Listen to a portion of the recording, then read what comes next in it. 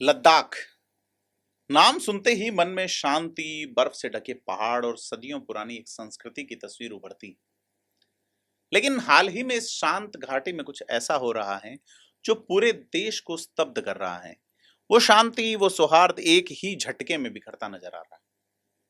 क्या यह सिर्फ एक आंदोलन का हिंसक रूप है या इसके पीछे कुछ गहरा, कुछ अनकहा छुपा है? क्या लद्दाख एक बार फिर इतिहास के पन्नों में दर्ज सबसे हिंसक दिनों में से एक को दोहरा रहा है? आज बात करेंगे लद्दाख में कौन है सोनम वांगचुक और क्यों ही लद्दाख जलने की स्थिति में है। नमस्कार, मैं प्रदीप हूं, आप थिंक 360 देख रहे हैं।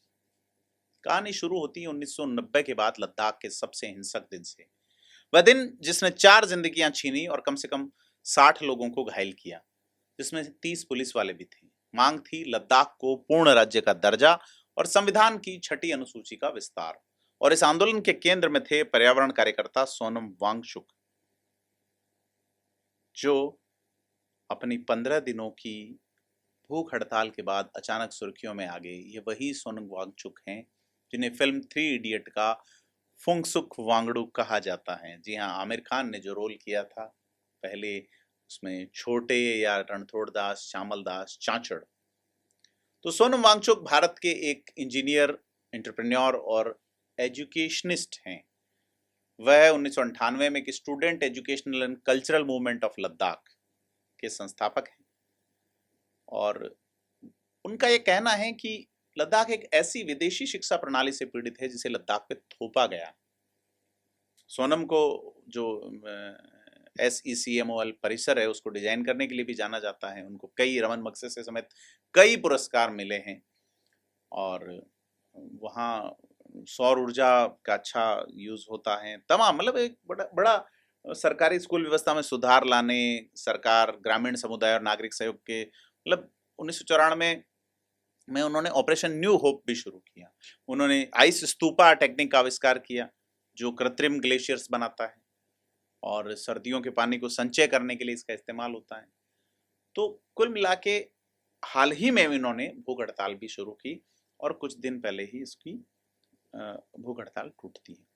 तो हिंसा की लपटें जैसे ही उठी, लेह में कर्फ्यू लगा दिया गया। लेकिन असली सवाल था कि हिंसा शुरू क्यों हुई। केंद्रीय गृह मंत्रालय का एक बयान आता है जो सभी को चौंकाता है। मंत्रालय इस हिंसा के लिए सीधे सीधे सोनम वांगचुक को जिम्मेदार ठहराता है। एक गंभीर आरोप जिस पर वांगचुक ने फिलहाल चुप्पी साध रखी है। केंद्र सरकार का दावा है कुछ लोग लद्दाख के लोगों के साथ जारी बातचीत में हो रही प्रगति से खुश नहीं हैं और वो इसमें बाधा डालना चाहते हैं। हाई पावर कमेटी की एक महत्वपूर्ण बैठक होती है, बैठक जो 6 अक्टूबर को होने वाली थी, अब पहले की जा रही है ताकि आंदोलनकारी संगठनों से संवाद हो सके। लेकिन गृह मंत्रालय का आरोप इससे कहीं गहरा। कहना है कुछ लोगों की स्वार्थ की राजनीति और सोनम वांगचुक की व्यक्तिगत महत्वाकांक्षाओं की वजह से लद्दाख और उसके युवा भारी कीमत चुका रहे हैं। तो हुआ क्या था 24 तारीख की सुबह सुबह युवाओं के एक समूह ने आगजनी और तोड़फोड़ शुरू की। उन्होंने बीजेपी मुख्यालय को निशाना बनाया और कई गाड़ियां जला दी। हालात इतने बिगड़े कि पुलिस और पैरामिलिट्री फोर्सेस को आंसू गैस के गोले दागने पड़े और मृतकों की संख्या बढ़ने की आशंका भी है। और उपराज्यपाल कविंद्र गुप्ता इसे दिल दहलाने वाला बताते हैं और ये कहते हैं कि स्वतः स्फूर्त नहीं था, एक सोची समझी साजिश का हिस्सा था। और उन्होंने कहा कि माहौल खराब करने वालों को बख्शा नहीं जाएगा। और यहीं पे इतिहास की गूंज सुनाई देती है। उन्होंने याद दिलाया था कि लद्दाख में से पहले बड़ी हिंसा 27 अगस्त 1990 को हुई थी, जब केंद्र शासित प्रदेश का दर्जा मांगने वाले आंदोलन के दौरान पुलिस फायरिंग में 3 लोगों की मौत हुई थी। तो क्या लद्दाख एक बार फिर से उसी भयावह मोड़ पे खड़ा है? देखिए, उस वक्त यूनियन टेरिटरी मांगा गया था। यूनियन टेरिटरी 2019 में मिल जाता है 30 साल बाद, लेकिन अब उसके 6 साल बाद पूर्ण राज्य का दर्जा। तो बताया जा रहा है कि 10 सितंबर से भूख हड़ताल पे बैठे 15 लोगों में से 2 72 वर्षीय सेरिंग आंगचुक और 60 वर्षीय ताशी डोलमा की तबीयत बिगड़ी। उन्हें अस्पताल ले जाना पड़ा और इसके बाद लद्दाख एपेक्स बॉडी की युवा शाखा ने बंद की अपील कर दी।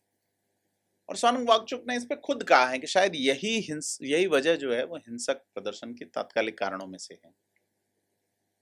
और कहानी में और भी मोड़ हैं। जो कांग्रेस नेता और पार्षद जो फुनसोंग स्तानजिक स्पेग हैं, जो उनके खिलाफ भूख हड़ताल वाली लहर जगह पे उत्तेजक भाषण देने का आरोप है और मामला भी दर्ज हुआ। और बीजेपी इसे कांग्रेस की एक नापाक साजिश भी बता रही है। इसका मकसद देश में बांग्लादेश, नेपाल और फिलीपींस जैसी स्थिति पैदा करने की कि बीजेपी के जो सांसद है संबित पात्रा, उन्होंने तो दिल्ली में कहा है कि ये प्रदर्शन जैन जी की अगुवाई वाला दिखाने की कोशिश थी, लेकिन जांच में ये कांग्रेस का प्रदर्शन निकला। तो आंदोलनकारियों की 4 प्रमुख मांग: लद्दाख को राज्य का दर्जा दिया जाए, छठी अनुसूची का विस्तार हो, लेह और कारगिल के लिए अलग अलग लोकसभा सीट हो और रोजगार में आरक्षण हो। केंद्रीय गृह मंत्रालय बयान में कह रहे हैं कि सोनम वांगचुक जिन मांगों को लेकर भूख हड़ताल पर बैठे हैं, वे सभी हाई पावर कमेटी में चर्चा का एक हिस्सा थी। मंत्रालय ने दावा किया कि सरकार लद्दाख की एपेक्स बॉडी और कारगिल डेमोक्रेट अलायंस के साथ सक्रिय बातचीत कर रही थी और इसके उल्लेखनीय नतीजे भी सामने आए हैं। जैसे अनुसूचित जनजातियों के लिए आरक्षण जो है 75% से बढ़ाकर 84% कर दिया गया। परिषदों में महिलाओं को 1/3 आरक्षण मिला। भोटी और परगी को आधिकारिक भाषाओं का दर्जा मिला और 1800 पदों पर भर्ती की प्रक्रिया भी शुरू की गई। इसके बावजूद मंत्रालय का कहना है कि राजनीतिक स्वार्थ से प्रेरित कुछ लोग इस प्रगति से संतुष्ट नहीं हैं और वे बातचीत की प्रक्रिया को नुकसान पहुंचाना चाहते हैं। और सोनम वांगचुक पे सीधा कहा है कि कई नेताओं की अपील के बावजूद उन्होंने भूख हड़ताल जारी रखी और लोगों को गुमराह करते रहे। वांगचुक ने भड़काऊ तरीके से अरब स्प्रिंग जैसे आंदोलनों का जिक्र किया और नेपाल में हुई जैनजी प्रदर्शनों का हवाला दिया। मंत्रालय का कहना है कि 24 सितंबर की सुबह लगभग 11:30 बजे वांगचुक के इन्हीं भड़काऊ भाषणों से उत्तेजित भीड़ ने भूख हड़ताल स्थल से निकलकर एक राजनीतिक दल के दफ्तर और सरकारी दफ्तरों पर हमला किया, आग लगा दी, सुरक्षा कर्मियों पर हमला किया और पुलिस का वाहन जला दिया। इन गंभीर आरोपों के बीच सोनम वांगचुक ने अपनी 15 दिन पुरानी भूख हड़ताल खत्म करने की घोषणा कर दी और युवाओं से हिंसा रोकने की अपील की। वांगचुक ने कहा कि यह लद्दाख और मेरे लिए व्यक्तिगत रूप से सबसे दुखद दिन है, क्योंकि बीते 5 सालों से हम जिस रास्ते पर चल रहे थे वह शांतिपूर्ण था। हमने 5 बार भूख हड़ताल की, लेह से दिल्ली तक पैदल यात्रा की, लेकिन आज हिंसा और आगजनी की वजह से हमारा शांति का संदेश असफल होता दिख रहा है। वांगचुक ने युवाओं की निराशा के लिए नौकरियों से वंचित रहने, लद्दाख में लोकतंत्र न होने और छठी अनुसूची का वादा पूरा न हो पाने को जिम्मेदार ठहराया।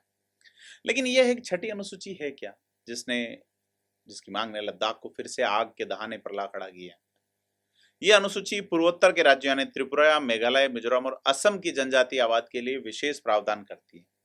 इसके तहत शासन राष्ट्रपति और राज्यपाल की शक्तियों, स्थानीय निकायों का स्वरूप, वैकल्पिक न्यायिक व्यवस्थाएं और स्वायत्त परिषदों के लिए जरिए जो है वित्तीय अधिकार जैसे विशेष प्रावधान करती है।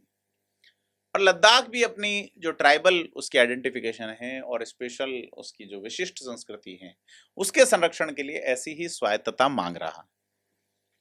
तो लद्दाख की बर्फीली चोटियों के बीच सुलगता यह विवाद सिर्फ मांगों और आरोपों का खेल मात्र नहीं है। ये उम्मीदों और निराशाओं का, वादों और उनके टूटने का और शायद इतिहास की पुनरावृत्ति का एक जटिल ताना बाना है। क्या लद्दाख अपने गौरवशाली अतीत को वापस पा सकेगा? ये घटना भविष्य में एक नए संघर्ष की प्रस्तावना लिख रही है। इन सवालों के जवाब जो है वो आने वाले समय के गर्भ में है, लेकिन एक बात साफ है कि जब शांति भंग होती है तो कीमत सिर्फ स्थानीय लोगों को नहीं बल्कि पूरे समाज को चुकानी पड़ती है। ये एक ऐसी कहानी है जो हमें बार बार ये सोचने पर मजबूर करती है कि प्रगति और अधिकारों के बीच संतुलन कितना नाजुक होता है। और इस गंभीर विमर्श पे आप क्या कहते हैं, हमें कमेंट करके बताएं। वीडियो को लाइक शेयर जरूर करें। थिंक 360 को सब्सक्राइब करना ना भूलें। धन्यवाद।